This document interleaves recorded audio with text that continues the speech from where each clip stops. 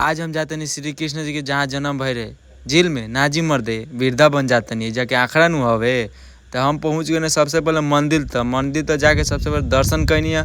ओकरा बाद से मेला में दौड़ गई। मेला में दौड़ला के बाद देख सकते हैं जगह मेला के हाल कुछ ऐसा बावे।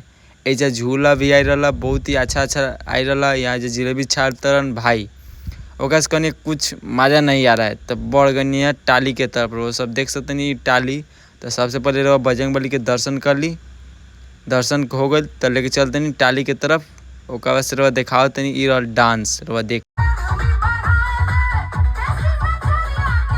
हाई भाई साहब लोग में फुल एंजॉय करते ओकरा से हम क्या करी कहते चलिए अगला टाली में दिखाओ तनी सबके का बा। एमे देखी पिकअप पर खूब बने सजा के आ बजरंगबली के आराम से बैठा के आई। घोड़ा देखी घोड़ा का देखता तो घोड़ा ऑर्केस्ट्रा देखता वो सब देख। हाई घोड़ा इतना खचड़ रहा कि डांस करता यही में यही बाबा लेके में कूदत लाठी भाला देख सकते हैं सब कितना लाठी वाला रहा। जैसे हम आखड़ा देख के निकलते हैं तब तक मेन टाइम पर ढाला गिर जाता। तो हम कहते अरे आदमी आवता तो वही के ढाला गिरल बकाओ।